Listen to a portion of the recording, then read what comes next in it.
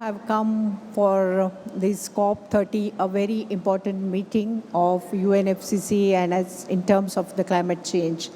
It is at the Amazonia forest, and we, TERRE Policy Center, we are working for forest development, reforestation on barren land, and increasing the biodiversity and conservation. Our mandate is totally depend on the forests and making the forest, making the barren lands in a green or blue lands. I myself, Dr. Vinita Apte, founder and director of TERRE Policy Center. TERRE means Earth in French, and we stand for technology, education, research, and rehabilitation for the environment. We work on climate change in terms of many parameters like forestation, environment education, watershed management, and especially at the grassroots level with the communities. In India, our office is located in Pune. It's nearby Mumbai, which always known because it's an international airport at Mumbai. And we are nearby that coastal lines and Western Ghats. So we work with the communities, and we are working almost with the 200 villages. Out of this 200 villages, we have completed and converted those villages in kind of environment-friendly women, empowerment of women for the environment, and empowerment of youth who are the next generation who is going to protect the environment.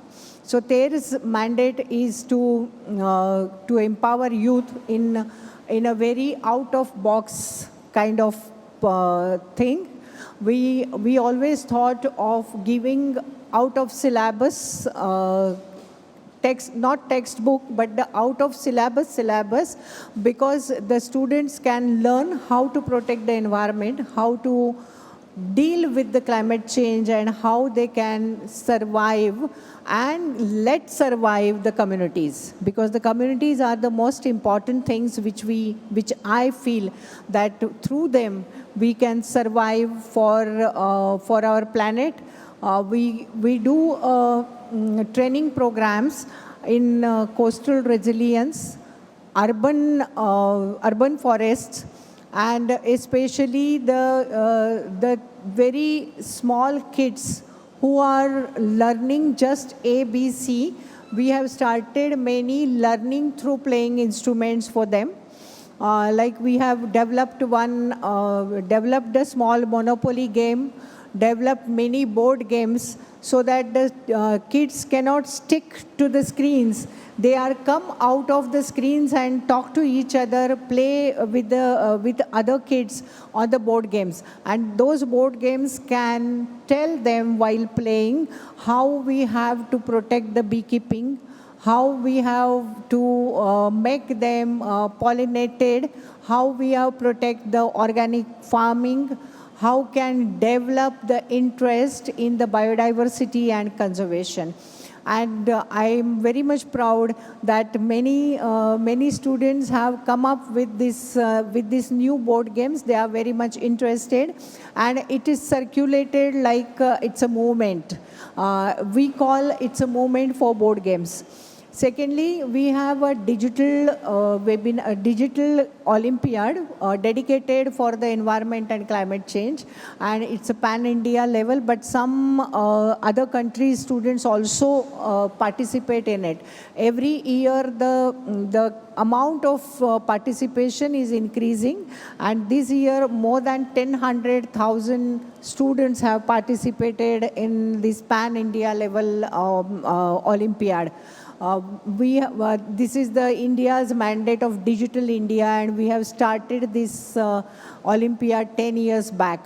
So anybody can sitting at anywhere, and they can give the exam on the mobile app of their Olympiad or on any of the gadgets.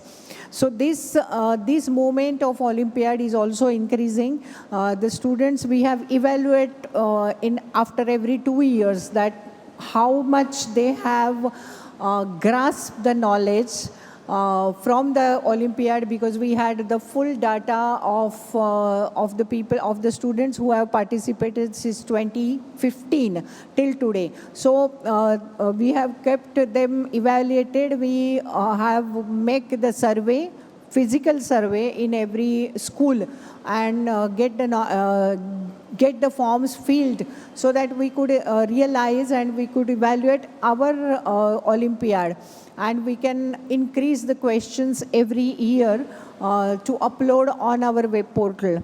So the students can get that also, and the whole year the portal is running, and they can have the information about the coming Olympiads. They can have the questions every year which are coming up, and they can study for the 6-7 months at least after the first Olympiad organized. Second, the most interesting initiative is a Dr. Abdul Kalam Fellowship for the researchers. It is for the 18 to 25 years old, from any faculty. He can apply for the Kalam Fellowship. Dr. Kalam was the President of India, and he was well-known scientist. So every Indian person is dying to have this fellowship on his name. And they have submitted fantastic projects. It's a really a condition that the juries are in dilemma to which project we can select. And more than 1,000 applications are coming from the continent, but we gave only 5 people fellowship, and 2 are the Critics Award.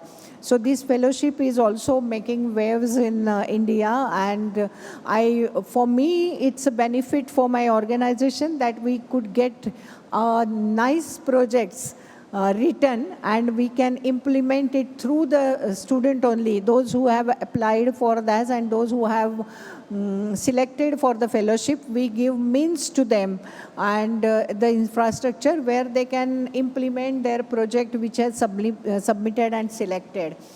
So that is, we are not only the practicing, we are giving them a rod to fish, but they need to go ahead with implementing that project in a successful way.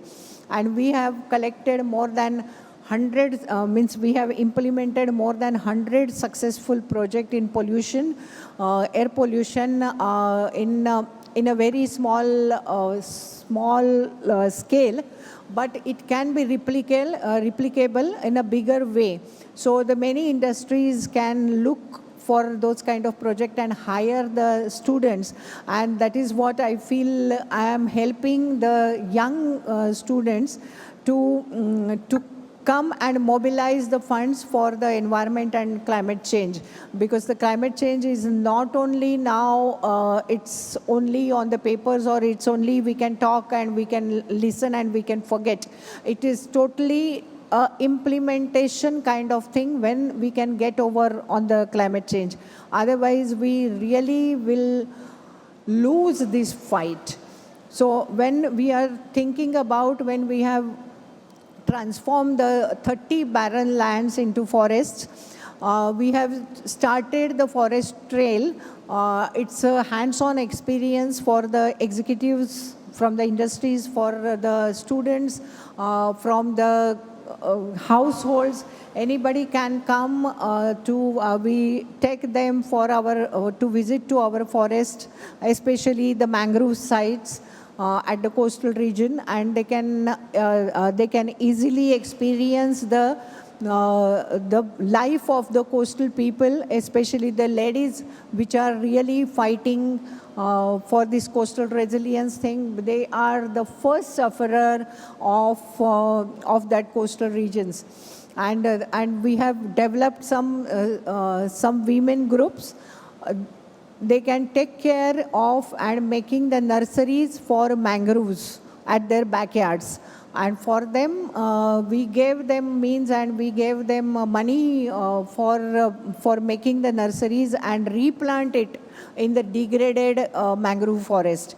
And through that, we have developed this kind of reforested mangroves in Pulikat near Chennai, some parts of Western Ghat, some parts at Bangladesh, the other side of Bangladesh in Sundarbans, and Sri Lanka. So we have partners in all those countries from Sri Lanka, Bangladesh.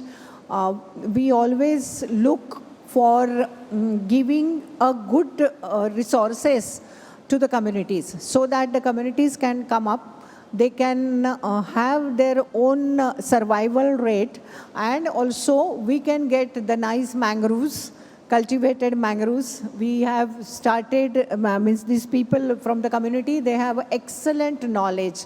They are an excellent knowledge bank, and they have come up with some different kind of food through the mangroves, which is sellable, which can be very tasty in taste, and which can be used in our normal home kitchen.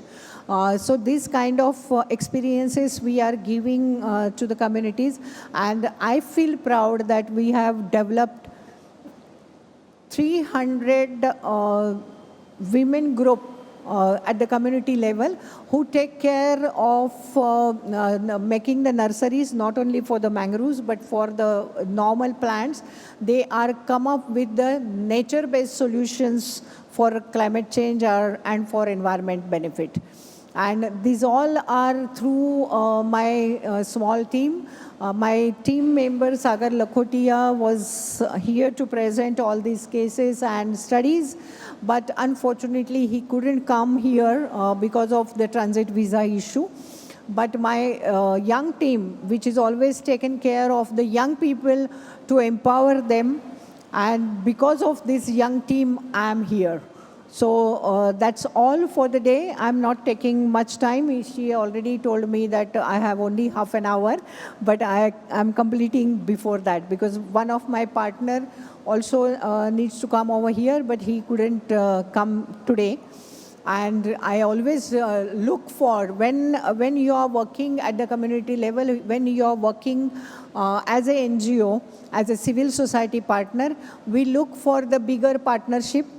And we look for the collaborations from the different countries and the different communities, even from the pockets of any corner of the world. We are ready to collaborate for any small thing, especially in the field of education, in the field of reforestation, and in the field of mangrove cultivation. We are really looking for the partners. We have expertise, and we can learn from the other expertise also. Thank you so much.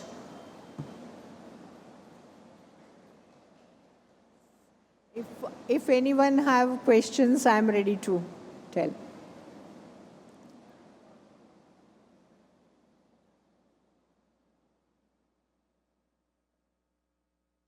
Any questions? No?